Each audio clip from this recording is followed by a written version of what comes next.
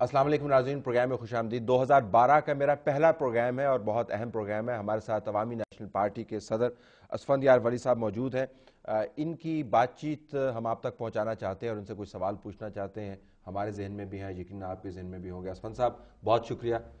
2012 جس نوٹ پہ شروع ہو رہا ہے وہ نوٹ جو ہے میمو کے گرد گھوم رہا ہے، اور اتنے تجزیوں، اتنی اسپیکولیشن، اتنی معلومات، اتنی چیمے گوئیوں کے بعد آپ کے خیال میں میمو کی اب کیا حیثیت ہے؟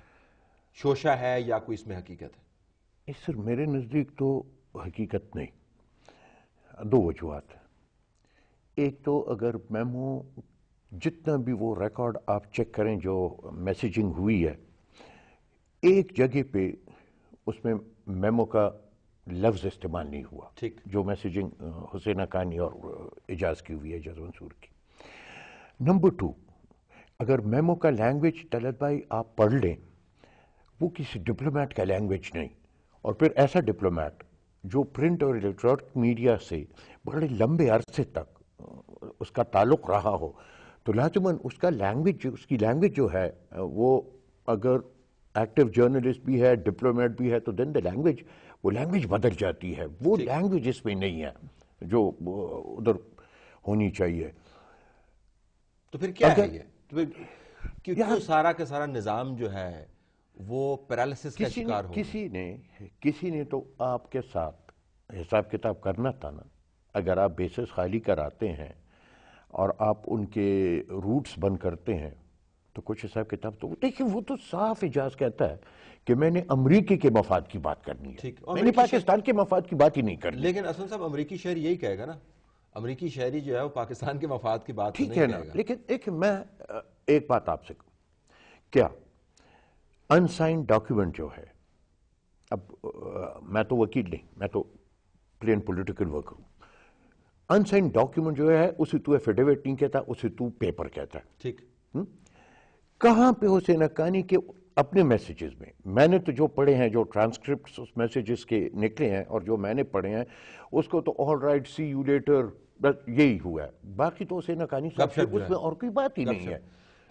لیکن پھر اس ملک کا سپہ سالار، اس ملک کی انٹیلیجنس ایجنسی کا ہیڈ، اس ملک کا چیف جسٹس 9 بینچ کا، یہ اتنی واضح جو باتیں آپ کی نظر میں ہیں، وہ کیوں کہہ رہے ہیں آن اوتھ، ایفیڈیوٹ کے اوپر سگنیچر کے ساتھ، کہ یہ میمو درست ہے؟ Are they lying?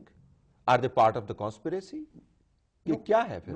بات یہ ہے نا کہ دیکھیں، وہ تو ذہین لوگ ہیں نا، ادارے ریپرزینٹ کرتے ہیں۔ طلعت بھائی، تمہارے پاس جتنی انفارمیشن ہوتی ہے، تم نے اس کی بنیاد پہ اپنی ایک رائے بنانی ہے۔ میرے پاس جو انفارمیشن ہوتی ہے میں اس انفارمیشن کے بیسس پہ اپنی رائے بناؤں گا۔ شاید یہ جن لوگوں کا آپ کہہ رہے ہیں ان کی انفارمیشن زیادہ ہو، کیونکہ یہ تو میرے خیال آپ بھی میرے ساتھ اتفاق کریں گے کہ ایک دھند ہے میمو کے ارد گرد، کسی کو صاف پتہ نہیں کہ حقیقت کیا ہے، حقیقت کیا نہیں۔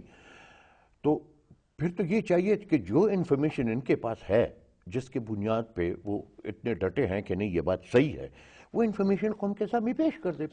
آپ کا بھی انالیسس بدل جائے گا، میرا بھی انالیسس۔ اس حوالے سے پھر جو سپریم کورٹ نے جو پروب کمیشن بنایا ہے، سو بائی دیٹ ٹوکن آپ سے اس کو سپورٹ کریں گے نا؟ پھر ظاہر تھا کہ دھند دور ہو۔ اے این پی کا تو سر پہلے سے یہ ڈیمانڈ تھا کہ دیکھیں، یہ ایک بندے اور ایک ایسا انریلائبل بندہ، میں اسے اس لیے کہوں گا کہ یار پچھلے 3 سال سے تجھے بھی پتہ ہے طلعت بھائی، مجھے بھی پتہ ہے، ماں بہن کی گالیاں وہ آئی ایس آئی کو بھی دیتا رہا، اسٹیبلشمنٹ کو بھی دیتا رہا، آرمی سر وہی نہیں دیتا رہا، خیر بہت سارے لوگ دیتے رہے، لیکن یہ بھی دیتا رہا نا، یہ بھی دیتا رہا۔ اور پھر وہ ایک دم آتا ہے، ایک بات کہہ دیتا ہے اور اس بات کو ہم ایک دم اچھال لیتے ہیں۔ میں تو پہلے سے یہ کہہ رہا تھا کہ یار خدا کے لیے لیٹ تھنگس کلیئر اپ ہوں، اس کے بعد بالکل جو بھی فیصلہ کرنا ہے آپ کر لیں۔ اے این پی کا کیٹیگوریکل ہمارا سٹینڈ یہ رہا ہے کہ تھارو انویسٹیگیشن اس کی ہو اور ٹرانسپیرنٹ انویسٹیگیشن ہو، یہ نہیں ہو، شفافیت ہونی چاہیے، بالکل شفافیت ہونی چاہیے۔ قوم کو صحیح حقیقت بتانی چاہیے کہ کن بنیادوں پہ کیا کچھ ہو رہا ہے۔ اگر پروب نے اسٹیبلش کر دیا، اگر 50% چانس ظاہر ہے کہ وہ کہیں گے جی کہ فیک ہے میمو، 50% چانس ہے کہ عین ممکن ہے کہ وہ کہیں کہ درست ہے میمو، تو آپ کی پارٹی ایکسیپٹ کر لے گی جو بھی رزلٹ ہوا؟ پروب کر وہ عدالت کو تو یار ہم نے تو میرے خیال تاریخ پہ تو نظر دوڑا، ہم نے کبھی بھی طلعت بھائی عدالت کے فیصلوں کی کنڈیمنیشن نہیں کی. میرے خیال کہ اس کو بحال کرنے میں تو چیف جسٹس کی بحالی میں تو میرے خیال سب سے زیادہ اگر خون دیا تو وہ ANP نے دیا. عدالت اگر فیصلہ کر لیتی ہے، لیکن میں صرف پھر یہ ایک درخواست عدالت سے کروں گا کہ جو بھی اس کے سامنے انفارمیشن آتی ہے اس انفارمیشن کو عوام تک پہنچانا چاہیے تاکہ دودھ کا دودھ پانی کا پانی ہو. آپ کی پارٹی کے نمائندہ بشرا گوہر کی طرف سے جو بیان تھا، کیا وہ ان کا ذاتی بیان تھا یا پارٹی کی پالیسی تھی کہ DGI سے بھی استعفیٰ لینا چاہیے؟ دیکھیں جی اسی دن میں بشرا کی اس اسٹیٹمنٹ سے 15 منٹ پہلے آیا باہر، تو میرے خیال ڈان نیوز کا نمائندہ تھا وہاں پارلیمنٹ کے سامنے، تو مجھے اس نے یہ کہا، یہی سوال مجھ سے کیا کہ جی حسین حقانی نے تو استعفیٰ دے دیا چونکہ اس کا نام آیا، آج DGI کا نام آیا تو ANP کیا ڈیمانڈ کرے گی کہ DGI استعفیٰ دے دے؟ تو میں نے اس کو کہا کہ یار ابھی تو ہم نے سنا ہے کہ اس نے نام دیا ہے، اب صرف سننے سے اور امیڈیٹ ریاکشن تو کوئی دیتا نہیں ہے پالیٹکس میں. یہ بہت بڑا ڈیسیشن ہے جب تو DGI کو کہتے ہے کہ تو ریزائن کر، فلوئڈ ہے، صبر کرو ذرا کچھ معلومات اور آ جائیں تو اس کے بعد پھر پارٹی بیٹھ کے تو اپنا فیصلہ کرے گی. وہ اندر تھی، اس نے تو میری بات سنی نہیں، میں باہر میں نے پریس سے یہ کہہ دیا. اب یہ تو لازماً کہ پارٹی پالیسی جو ہے تو وہ تو پارٹی پریزیڈنٹ ریسپانسبل پرسن اور اس نے دینی ہے. اس وجہ سے پھر اگر آپ کو یاد ہو تو پارٹی سپوکس مین جو ہمارے ہیں زاہد خان سیکرٹری انفارمیشن، انہوں نے امیجیٹلی اس کی تردید کی کہ یہ اس کی ذاتی رائے ہے، اور پھر میاں صاحب نے، میاں افتخار حسین نے بھی امیجیٹلی کی کہ اس کی، اور میں کہتا ہوں ہمارے سٹینڈ اس وقت صحیح اس لیے تھا کہ 2 دن بعد تو وہ بندہ خود مکر گیا کہ میں نے یہ کہا ہی نہیں. یہ بتائیے گا کہ ایک ایسی جماعت، آپ کا ایشو تھوڑا سا کمپلیکس ہے، ایک ایسی جماعت جو اینٹی سٹیٹس کو، اینٹی اسٹیبلشمنٹ، تبدیلی کو چیمپئن کرنے والی، وہ ذرا دفاعی، وہ بیک فٹ پہ ذرا چلی جاتی ہے آج کل جب فوج کی بات ہوتی. نہیں، آپ کی پارٹی کے لوگوں سے میں نے 3-4 بار، یہ درست امیج ہے؟ ایک بات آپ سے کلیئر کر لوں کہ لوگ سیاست میں انسٹیٹیوشنز کے خلاف نہیں ہوتے، نہ ملک کو. اب اگر آپ مجھے کہتے ہو یو آر اینٹی امریکن، تو میں اینٹی امریکن نہیں ہوں as a country, I am anti American policy. اب ہم یہ محسوس کر رہے تھے کہ پرویز مشرف کے وقت تک آرمی جو تھی وہ اوپنلی اس پورے کھیل کو سپورٹ کر رہی تھی، ٹیررزم اور ایکسٹریمزم کے کیس کو. آپ نے دیکھا کہ میدان میں آ کے کھڑے ہو گئے.